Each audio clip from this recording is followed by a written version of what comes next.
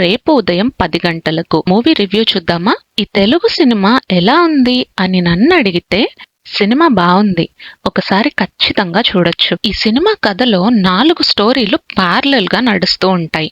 అనుకోకుండా cardiac arrest తో చనిపోయిన తన అన్నను అంబులెన్స్ లో కాకినాడకు తీసుకురామని తన పర్సనల్ అసిస్టెంట్ తో చెప్తాడు తమ్ముడు. ఒక ప్రైవేట్ అంబులెన్స్ ని మాట్లాడుకొని మరుసటి రోజు 10 కాకినాడకు వెళ్లాలని ఆ డ్రైవర్ తో పిఏ చెప్తాడు. ఇంకొక కథలో ఇంటి నుండి పారిపోయిన ఒక ప్రేమ జంట రేపు పొద్దున్న 10 కాకినాడకు వెళ్లి పెళ్లి చేసుకోవాలనుకుంటారు. అదే రోజు ఒక ప్రాస్టిట్యూట్ ను కలవడానికి వెళ్లిన సాఫ్ట్వేర్ ఇంజనీర్ ను ఆ అమ్మాయి పొద్దున కాకినాడలో దింపమని సహాయం కోరుతుంది.